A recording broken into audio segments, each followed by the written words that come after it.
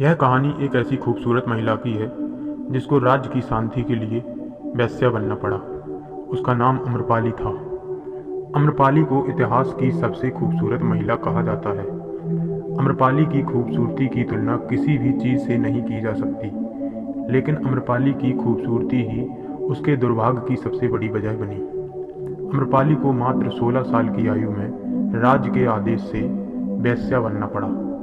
वह शायद इतिहास की एक ऐसी महिला थी जिसे ऐसी बदनसीबी झेलनी पड़ी। अम्रपाली का एक खूबसूरत लड़की से नगर वधू बनने और उसके बाद बौद्ध भिक्षुणी बन जाने की यात्रा में उसके नाम के साथ उस समय के कई प्रसिद्ध लोगों के नाम जुड़े हैं। तो आइए जानते हैं अम्रपाली की ट्रेजिक और दुख भरी कहानी। प्राचीन भारत में आज से लगभग 25 वर्ष पूर्व लिच्छवी गणराज्य की राजधानी वैशाली में एक आम के पेड़ के नीचे एक छोटी सी लड़की पड़ी मिली। उसके माता पिता का नाम नहीं है।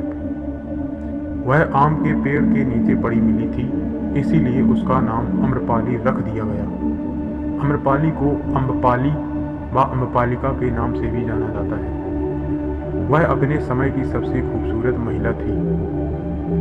पाली ग्रंथों में उसकी अद्भुत सुंदरता का विवरण मिलता है। अम्रपाली इतनी खूबसूरत थी कि नगर का हर पुरुष उससे शादी करने के लिए लालायित था। पाली ग्रंथों के अनुसार राजा से लेकर व्यापारी हर कोई अम्रपाली को पाना चाहता था। अम्रपाली के शादी के प्रस्ताव के लिए ढेर लग गए। इतने सारे प्रस्तावों की वजह से उसके माता पिता दुविधा में पड़ गए। अगर अम्रपाली के लिए एक पुरुष को उसके माता पिता चुनते तो नगर में काफ़ी लोग उस पुरुष पर क्रोधित होकर हमला कर देते। इसी वजह से 16 वर्षीय अम्रपाली की शादी किसी से भी नहीं हो पा रही थी। अगर कोई बड़ा व्यापारी या राजकुमार ताकत व दौलत के दम पर अम्रपाली से शादी करता तो नगर में अशांति फैलती व हंगामा भी हो सकता था। इसलिए अमीर व ताकतवर लोग भी ऐसा नहीं कर पा रहे थे। पाली ग्रंथों के अनुसार वैशाली एक लोकतांत्रिक राज्य था जिसकी एक सांसद भी थी। जब अम्रपाली की खबर वैशाली के सांसदों के सदस्यों तक पहुंची तो उन्होंने इस मुद्दे पर चर्चा करने का फैसला किया। उन्होंने तय किया कि वैशाली राज्य की शांति और एकता के लिए सभी की खुशी जरूरी है। इसलिए अम्रपाली को नगर वधू व वेश्या बना दिया गया। अम्रपाली अब पूरे नगर की दुल्हन बन चुकी थी, जिसे अब हर किसी से प्यार करना था। अम्रपाली को नगर वधू बनाने से वैशाली के लोग तो खुश हो गए, लेकिन इस तरह से अम्रपाली अपनी ही खूबसूरती का शिकार हो गई। अम्रपाली को जनपद कल्याणी की उपाधि दी गई। यह खिताब 7 सालों के लिए दिया जाता था और इसे साम्राज्य की सबसे खूबसूरत व सबसे प्रतिभाशाली औरत को दिया जाता था। अम्रपाली को अपना महल मिला। उसे शारीरिक संबंध बनाने के लिए अपना साथी चुनने का अधिकार भी मिला। उसके साथ ही वह वैशाली राज दरबार की नृत्यांगना भी बन गई। अम्रपाली की अद्भुत सुंदरता की बातें न सिर्फ वैशाली में बल्कि उस समय की 16 महाजनपदों के राज्य में भी फैली हुई थी। जब अम्रपाली की सुंदरता की खबर वैशाली राज्य के पड़ोसी और उस समय के 16 महाजनपदों में सबसे समृद्ध और सबसे शक्तिशाली जनपद मगध राज्य के राजा बिंबिसार को पता चली तो वह खुद को अम्रपाली से मिलने से रोक नहीं पाए। लेकिन मगध के राजा बिंबिसार के राज्य से के साथ हमेशा ही दुश्मनी भरे रिश्ते रहे थे। इसलिए अम्रपाली से मिलने के लिए उन्हें अपना वेश बदल के वैशाली राज्य जाना पड़ा ताकि उन्हें कोई पहचान ही न सके। बिंबिसार खुद भी एक बहुत अच्छे संगीतकार थे। अम्रपाली से मिले तो वह उसके प्यार में पड़ गए। इसी दौरान अम्रपाली बिंबिसार के एक बच्चे की मां भी बनी थी। उसका बेटा आगे चलकर बौद्ध भिक्षु बन गया था। एक बार जब बिंबिसार ने वैशाली पर आक्रमण किया तो उसने अम्रपाली के महल में ही शरण ली थी। उसने अम्रपाली के महल को छोड़कर बाकी सारे वैशाली पर हाहाकार मचा दिया था। उस दिन अम्रपाली को बिंबिसार की असलियत का पता चला। अम्रपाली ने बिंबिसार से युद्ध रोकने के लिए कहा और बिंबिसार ने अम्रपाली की बात मान ली। बिंबिसार ने अम्रपाली को मगध की महारानी बनने का भी प्रस्ताव दिया, लेकिन अम्रपाली ने इस प्रस्ताव को ठुकरा दिया क्योंकि वैशाली और मगध शत्रु थे। अगर अम्रपाली बिंबिसार के प्रस्ताव को स्वीकार कर लेती तो शायद भयंकर युद्ध छिड़ जाता और हजारों लोग मारे जाते। आचार्य चतुरसेन शास्त्री के उपन्यास वैशाली की नगरवधू में इस बात का विवरण मिलता है कि एक बार बिंबिसार का बड़ा पुत्र अजातशत्रु, जो कि बिंबिसार के बाद मगध का एक बहुत ही महान राजा बना, अपना भेष बदलकर वैशाली राज्य घूमने गया, जहां उसकी नज़र अति सुंदर वेश्या अम्रपाली पर पड़ी और अजातशत्रु भी अम्रपाली पर मोहित हो गया। अम्रपाली भी अजातशत्रु की मोहक छवि और उसके मजबूत शरीर को देखकर उस पर मोहित हो गई। लेकिन जब वैशाली के लोगों को पता चला कि अम्रपाली दुश्मन देश के राजकुमार से प्रेम करती है तो उसे जेल में डाल दिया गया। अजातशत्रु इस बात से इतना क्रोधित हो गया कि उसने वैशाली पर आक्रमण कर उस पर कहर बरसा दिया। सैकड़ों लोगों की जान चली गई। इस नरसंहार से अम्रपाली बहुत दुखी हो गई। वह अपने राज्य वैशाली से बहुत प्यार करती थी। वह अपने राज्य वैशाली की कीमत पर अपने प्रेम को नहीं पाना चाहती थी। इसलिए उसने अजातशत्रु को समझाया और अपने प्रेम संबंध उससे। यह कहानी एक बार की बात है। महात्मा बुद्ध अपने शिष्यों के साथ घूमते हुए वैशाली नगरी पहुंचे। वैशाली को उस समय 16 महाजनपदों में एक महत्वपूर्ण जनपद माना जाता था, जिसकी ख्याति दूर दूर तक फैली हुई थी।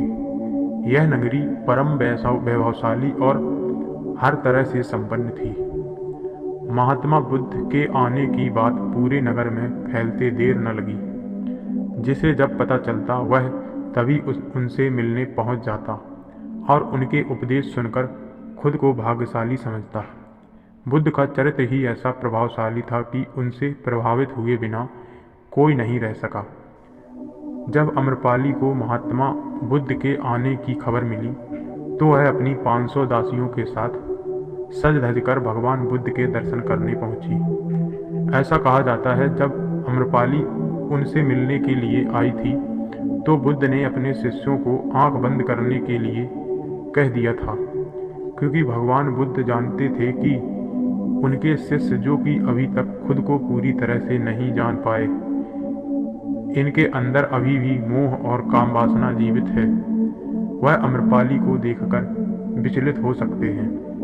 अम्रपाली ने दर्शन के बाद बुद्ध को अपने घर पर भोजन के लिए आमंत्रित किया। उसने इतनी मधुरता और प्रेम भाव से विनती की थी कि बुद्ध मना ही ना कर सके। जब यह बात उनके शिष्यों को पता चली कि महात्मा बुद्ध ने एक गणिका का आमंत्रण स्वीकार किया है तो सबने इसका विरोध किया। उनका सबसे नज़दीकी शिष्य महेंद्र तो जिद पर अड़ गया। शिष्य कहने लगे कि समाज में क्या संदेश जाएगा, लोग क्या सोचेंगे कि बुद्ध उस वेश्या के घर क्यों गए थे। आपके विरोधी आपकी तरह तरह बातें फैलाएंगे, आपके चरित्र के ऊपर तरह तरह की कहानियां बनाकर उन्हें प्रचारित करेंगे। महात्मा बुद्ध ने बड़ी सरलता से अपने शिष्यों से कहा, मैंने तो उसकी प्रेम भावना देखी है। उसने मुझे जिस भावना से बुलाया है वह बिल्कुल पवित्र और निश्चल थी। एक वह मुझसे मिलने आज वेश्या बनकर नहीं बल्कि भक्ति भाव से आई थी। फिर भला मैं कैसे उसका आमंत्रण अस्वीकार कर देता, फिर चाहे वह वेश्या हो या कोई सन्यासी। दोपहर होते ही बुद्ध अम्रपाली के घर भोजन के लिए गए। वह पहले से ही भोजन की सारी व्यवस्था करके भगवान बुद्ध के आने की राह देख रही थी। मन में यह विचार भी था कि कहीं बुद्ध अपनी बात से मुकर ना जाएं। इतने बड़े सन्यासी भला क्यों एक वेश्या के बुलाने पर उसके घर आकर भोजन करेंगे। परंतु जैसे ही अम्रपाली ने बुद्ध को अपने घर आते देखा, उसकी प्रसन्नता का ठिकाना ना रहा। वह दौड़कर दरवाजे पर गई और उनका स्वागत किया, खुद अपने हाथों से भोजन परोसा और उनकी आवभगत की। महात्मा बुद्ध के शिष्यों ने जो उनके साथ आए थे, जब एक वेश्या को, जिसके कदमों में खुद सम्राट बिंबिसार से लेकर अजातशत्रु थे, पूरी वैशाली जिसके एक झलक पाने के लिए तरसती थी, उसे एक सन्यासी के लिए ऐसा व्यवहार करते देख बुद्ध के शिष्यों के मन में अपने गुरु के लिए सम्मान और ज़्यादा बढ़ गया। जब महात्मा बुद्ध भोजन कर रहे थे, तब अम्रपाली महात्मा बुद्ध को बैठी हुई एकटक निहारती जा रही थी। महात्मा बुद्ध जिस शांति व एकाग्रता के साथ भोजन कर रहे थे, उसे देख अम्रपाली बहुत प्रभावित हुई। उसके महल में महात्मा बुद्ध के आने से जो पॉजिटिव एनर्जी, शांति व आकर्षण फैला था, वह उसे अंदर से महसूस कर पा रही थी। साथ ही महान बुद्ध के तेज व आभा मंडल से वह अति सुंदरी अम्रपाली भी प्रभावित हुए बिना ना रह सकी। उसके अंदर एक चेतना जागी।